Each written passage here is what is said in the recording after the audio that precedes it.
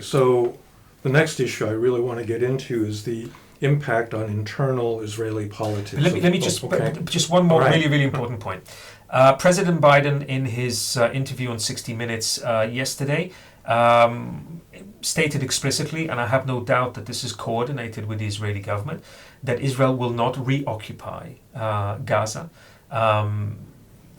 Israel is not interested in governing Gaza.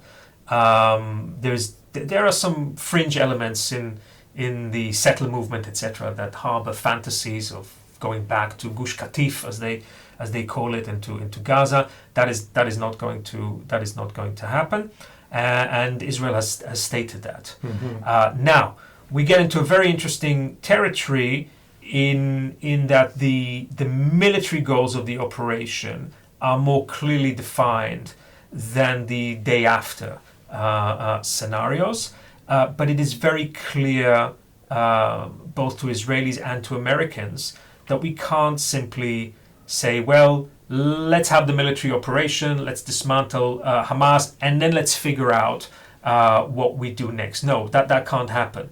What will need to happen over the coming weeks and months is very intensive diplomacy and humanitarian efforts. First of all, to give legitimacy to this operation, and to begin to build the regional envelope that would allow Israel then to withdraw from Gaza, would allow Gaza to be rebuilt, and would probably allow the initiation of a peace process that would strengthen the Palestinian Authority with the goal of bringing back the Palestinian Authority to Gaza. And that will be very important because for the first time since 2005, 2006, we would have a unified Palestinian leadership governing Gaza and the West Bank. That at least is the goal. Okay, well, let's get back to that. That strikes me as a pretty, ambitious goal, and it obviously involves many of the other Arab countries in the neighborhood cooperating with that, and whether. But I do want to get to this question of what's going on inside Israel, because what happened on October 7th was one of the biggest intelligence failures. It was also a political failure, as you've indicated, because this right-wing government had been operating under a number of political assumptions about Hamas, about what its priorities were. It was much more worried about protecting the settlers in the West Bank than protecting, the kibbutzim, near Gaza. And it's hard to believe that Israeli politics is going to continue in anything like the fashion it has been after this. So I refer to this as Israel's civic Yom Kippur, and the civic part relates precisely to this. Just to explain, 50 years, literally to the day, before the events of October 7th, Israel was surprised with the outbreak of the Yom Kippur War, where Egypt and Syria attacked Israel, and that was a great shock and a great surprise. But also, it led to a crisis of confidence in Israeli leadership. Golda Meir, the prime minister, had to resign, and so on and so on and so forth. But what happened in Yom Kippur was that we lost some 2,800 soldiers. The Israeli civilian population was largely safe. No Israeli kibbutzim or moshavim or towns were occupied during the Yom Kippur War, and we didn't see the scenes of carnage and rape and abduction of children and all of that in Yom Kippur. So this is why the events of the last 2 weeks are so profoundly traumatic. There was a failure that goes far beyond an intelligence or a pure military failure. The sentiment in Israel right now is that the social contract was broken. that helpless civilians waited in safe rooms, or what they thought were safe rooms, were hiding in attics, holding their children as terrorists were breaking in and setting houses on fire, and nobody came to rescue them. For long hours, people were left to fend for themselves. So there's just a tremendous amount of anger and incredulity and frankly rage about the abandonment that people feel, and this profound sense of mistrust in the ability of the state to fulfill the most basic duty of a state, which is to protect its civilian population. And that, of course, comes after an already extremely fraught period of loss of social cohesion and trust. So this is trauma after trauma. What we are seeing now are two things. One is an incredible rallying of Israeli civil society. People are volunteering. People are taking in complete strangers into their homes. People are assisting wherever they can, and people are also volunteering for military service. There are many more people flying into Israel right now than people seeking to leave it. So Israeli civil society is robust, and it is resilient, and it is rallying in defense of the country. But in parallel, there is an understanding that a political reckoning is coming. What has just happened was the worst massacre experienced by the Jewish people since the Holocaust. And it is inconceivable that there will not be a political reckoning. There will be consequences for Netanyahu. There will be possibly a sort of a realignment of Israeli party politics, as there was after the Yom Kippur War, as there was after the Second Intifada. These security shocks historically bring about a realignment of Israeli politics, and I think that there's no doubt that that is what we will see now as well. Now, the big question is, what kind of realignment are we going to have? Are we going to see, which is what I hope we're going to see, a process of introspection and lesson drawing in which Israelis say, we simply cannot afford a deterioration in the quality of Israeli democracy. We simply cannot afford a breakdown of the values and institutions of liberalism and pluralism that have made Israel a thriving country, even though it's an incredibly diverse and sometimes fragmented society. We really must insist on excellence in governance and in leadership, and we really must invest in the education and civil society building activities that make Israel a more cohesive and a more inclusive society. And so if that path is taken, we're going to see a realignment that really emphasizes the shared and the common, including with Israeli Arabs, including with the ultra-Orthodox, who, by the way, are now volunteering also in very large numbers to assist. And so out of the tragedy, something good will come out in terms of a renewed commitment to social cohesion. Mm-hmm. That is one possible path. The alternative is that feelings of anger and a desire for revenge will strengthen the radicals. And we will see, paradoxically, even though the radicals are now in government, that instead of the Israeli electorate punishing people like Itamar Ben-Gvir or Smotrich for their colossal failure, for their incompetence, there will be sort of a doubling down on identity politics and tribal politics, in which the narrative will be it's either them or us. If that happens to a considerable degree, then I think we're heading down a very dangerous path. Mm-hmm. Well, it's hard not to draw comparisons with the United States, where we've got a similar sort of polarization and a right wing that's gotten very vocal and resentful and powerful.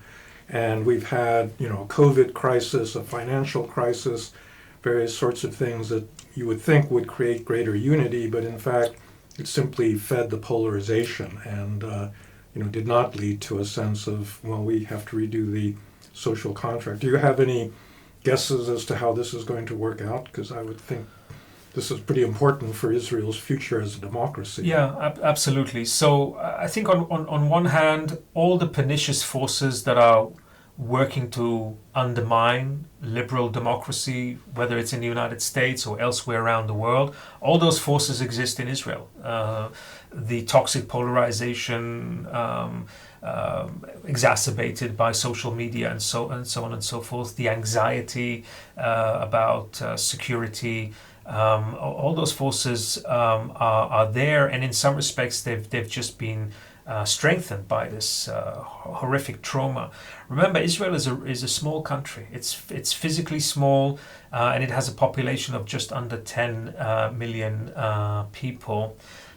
So the shock is enormous. This would be, one mustn't compare a tragedy with a tragedy, but just to give people a sense of the scale of this, in proportion to the size of the population, this would be something like 45 or 50,000 Americans dying in a single day in a series of just horrific massacres and attacks. So the trauma is there, and we'll have to see how that works out.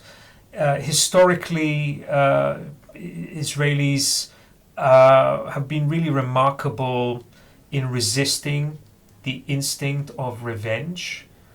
Amazingly, we have not seen Jewish Israelis, who are the vast majority in Israel, turning on their Arab neighbors, thankfully.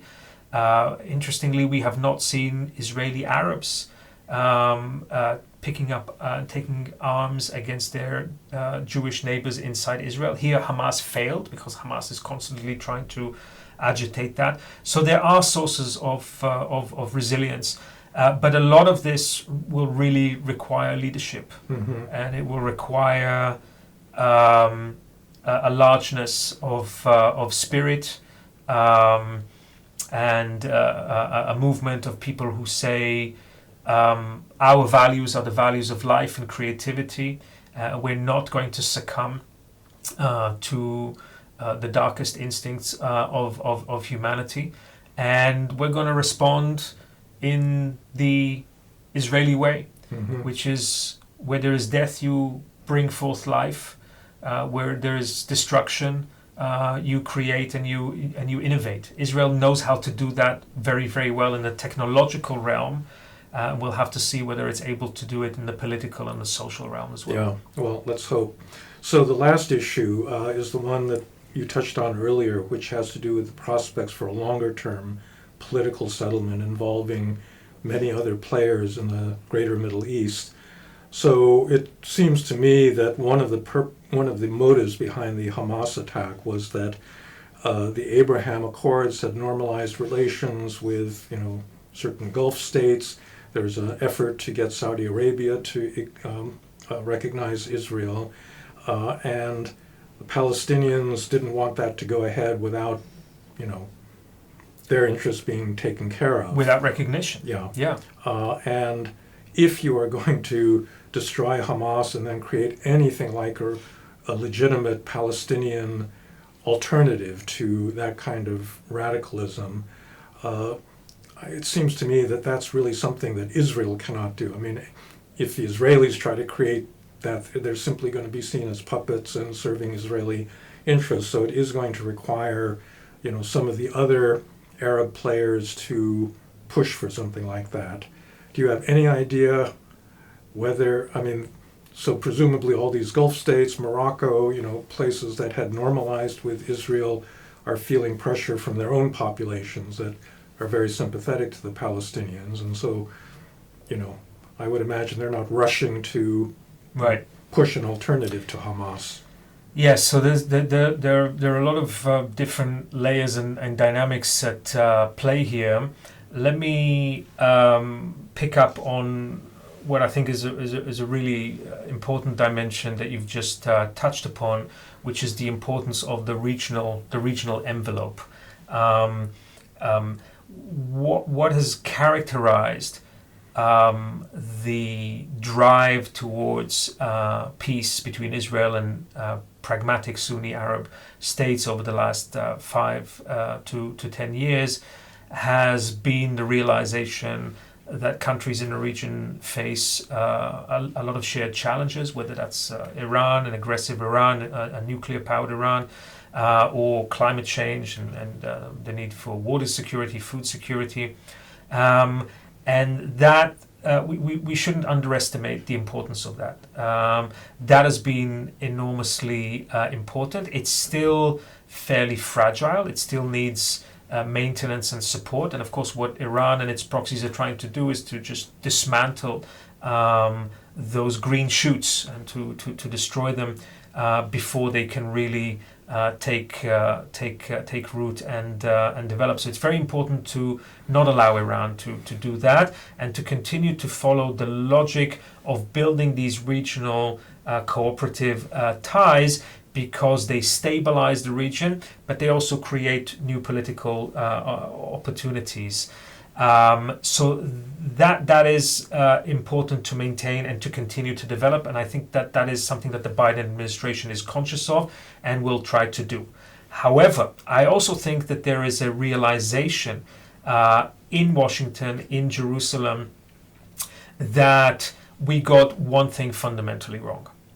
We assumed that we could proceed with developing that regional cooperative infrastructure without really taking the Palestinians seriously. And the signals that Israel has been receiving from countries in the Gulf, even from Saudi Arabia, is, well, we'll have to do something for the Palestinians, but not very much, right? That was sort of where we were 2 weeks before the October 7th attacks. The terms of the negotiations between the United States, Saudi Arabia, and Israel over normalization said, yes, we should do something for the Palestinians, but nobody really made that very ambitious or very concrete. Clearly, what has happened over the last couple of weeks demonstrates to all of us that the Palestinian issue has not gone away, that it has to be dealt with seriously and constructively. But the way in which the Palestinian issue has returned to the agenda within a framework of such savagery and barbaric violence also means that in going forward, there cannot be a strengthening of those actors that would continue to wield violence and to incite jihad against Israel, and that could undermine stability in Jordan and Egypt. So there is a dilemma to be dealt with here. How do we move forward constructively on the Palestinian issue while weakening the radicals, not rewarding the radicals for bringing back the Palestinian cause? It's a very, very difficult equation to get right. How do you move forward constructively and strengthen the Palestinians and give greater weight to the legitimate desires and aspirations of the Palestinian people without this being interpreted in the region as a victory for Hamas? And so we need to make a very clear distinction.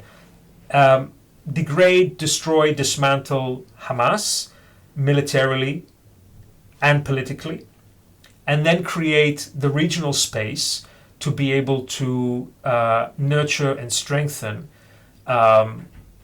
more pragmatic, more constructive Palestinian leadership. Israel cannot do this. It certainly cannot do this alone.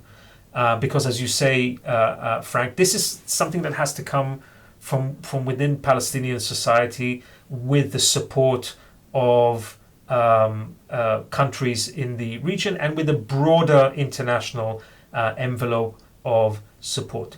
Historically, tragically, the Palestinians have never lost an opportunity to lose an opportunity. My sense is that over the coming months, we will have a unique new window of opportunity to move forward towards peace, and we shall have to see whether a Palestinian leadership emerges that is able to seize that opportunity and to move us forward. That's going to also require some very clever diplomacy on the part of the United States. I mean, I think after the October War, Kissinger recognized that there was an opportunity, and then, you had the whole Camp David outcome and the structure that led to the Oslo Accords. I mean, it didn't work in the end, but it did turn a crisis and a tragedy into, something constructive. Whether the United States is capable of doing something like that, given its internal divisions and polarization, let's hope that that's possible, but it's going to be a big challenge. That is the trillion-dollar question. At the global strategic level, we have a clash of axes here. An axis of chaos, an axis of radicalism, led by Iran, Russia, China, and an axis of hope and peace that is led by the United States. And over the next months and getting into the American presidential elections, that axis of stability and hope and peace will be severely challenged. I have to say, I can't let you get away with saying that Washington has led an axis of hope and peace over the last 20 years, especially in the Middle East. I really do think that, we've made some tremendous mistakes in foreign policy, the Iraq War. I think, especially the Trump administration. I mean, they were even thinking of, acquiescing in an Israeli annexation of the West Bank. It didn't get that far, but it's not as if, the United States has been at all consistent in its, willingness to actually push for a political settlement. I'm speaking about the axis that is evolving now with the Abraham Accords and the negotiations between the United States, Saudi Arabia, and Israel. I agree with you completely that if we zoom back and we sort of look at the conduct of American policy towards the Middle East over the last 20 years, terrible blunders have been made.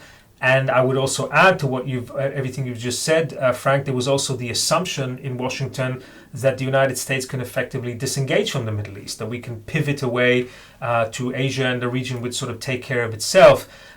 We've discovered on October 7th, once again, that you might seek to disengage from the Middle East, but the Middle East doesn't disengage from you, doesn't disengage from America. So all of these things are in play. I'm simply saying that we clearly have a rapidly evolving Iranian, Russian, Chinese-led axis that is anti-American, anti-Western. And the big question now becomes, do we have the right concept and the right set of alliances in order to counter that and to push back against those forces of chaos and disruption?